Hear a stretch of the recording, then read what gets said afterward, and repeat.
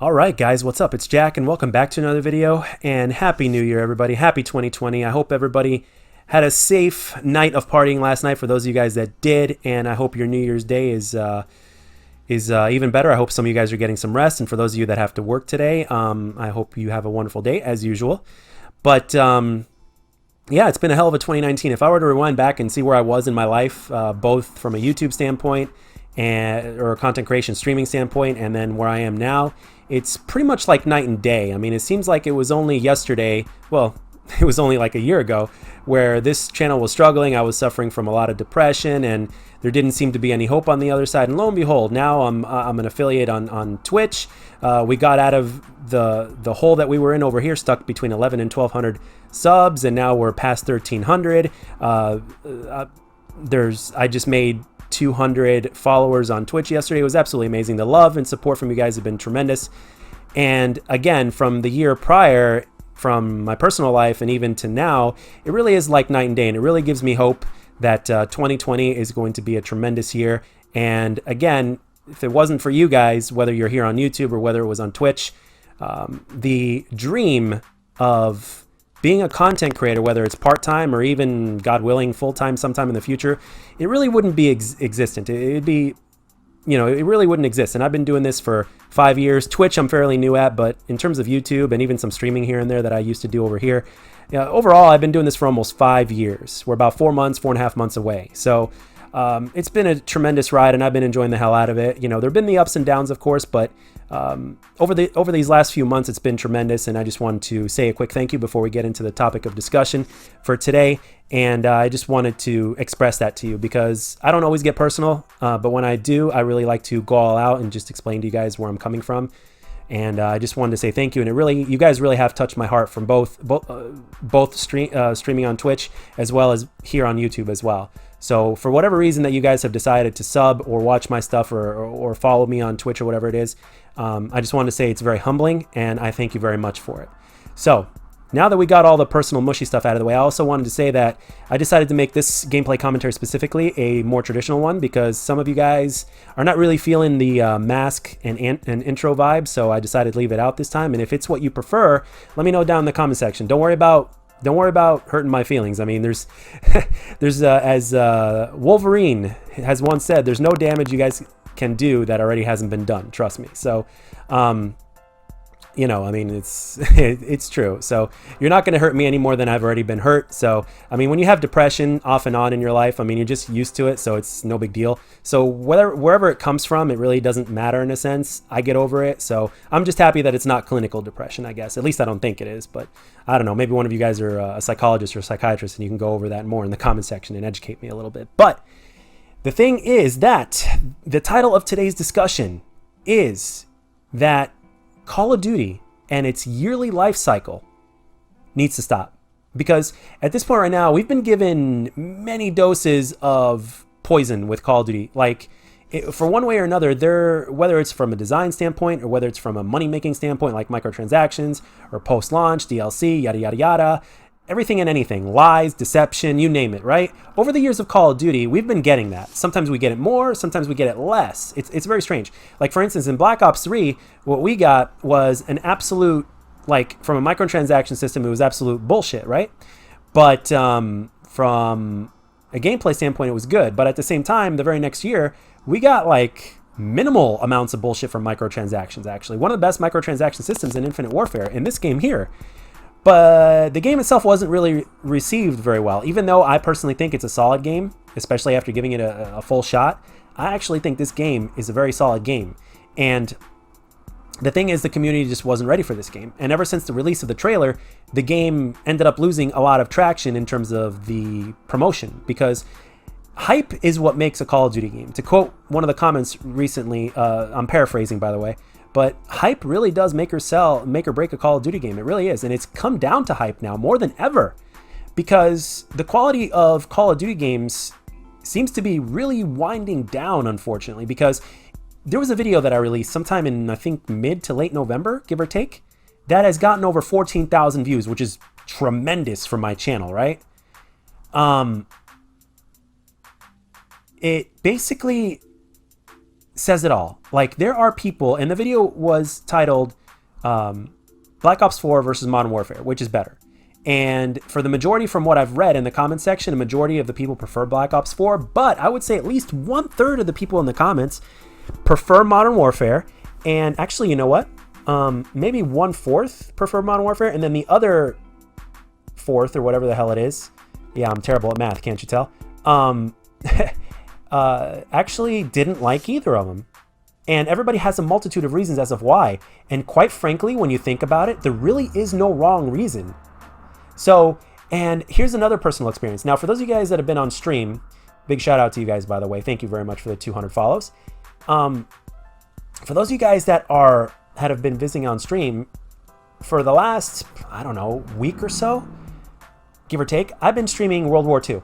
And I've been liking World War II, and I've been giving to win that game a chance. And one thing I can tell you right now, beyond the fact that I'm figuring the game out and appreciating it, especially after seeing the shit show that Modern Warfare is, ever since the beginning of World War II, I didn't like that game, especially at its current state. And then after the overhaul happened, I liked it a little bit more.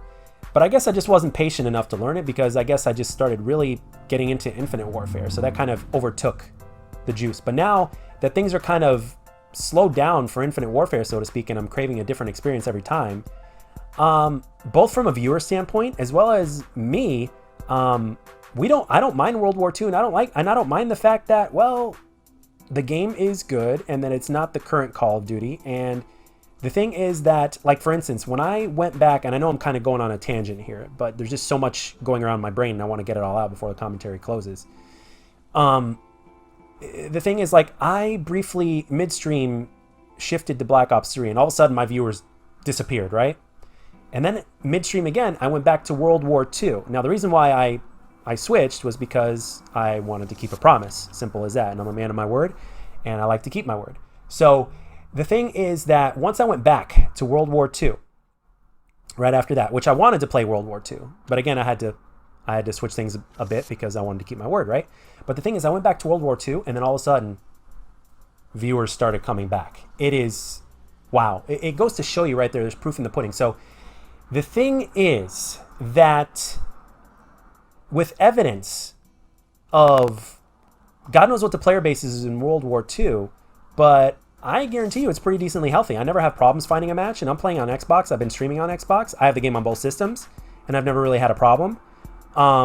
And the fact that there is so much post-launch content for that game, like, there's going to be so many weapons I'm going to grind and unlock for. And honestly, one of the things I like about World War II right now, pretty much more than any other COD, is that all the DLC weapons that I've tried that I personally like I'm an AR SMG player, and that's as far as I go. I'm not a shotgunner.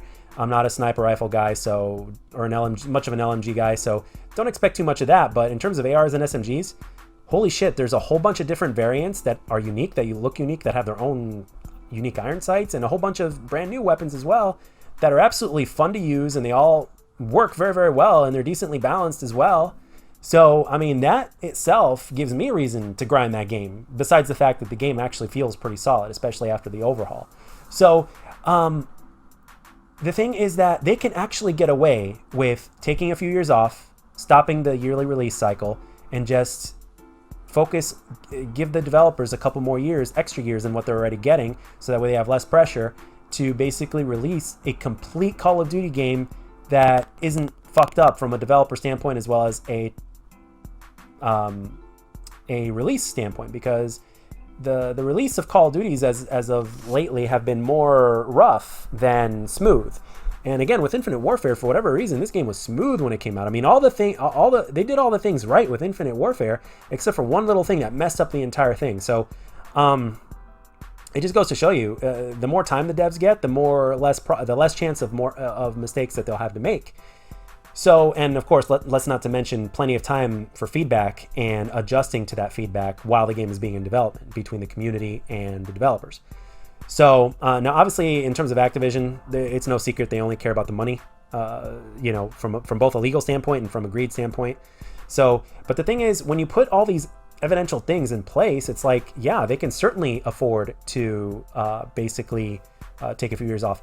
And the thing is, it'd be a perfect time to take advantage of that now. Like, for instance, why do you guys think they never really patched up post-launch Call of Duties, except for maybe a couple of them. For instance, Infinite Warfare got a lot of love and World War II got a lot of love, which is why I think the player base is still very active today.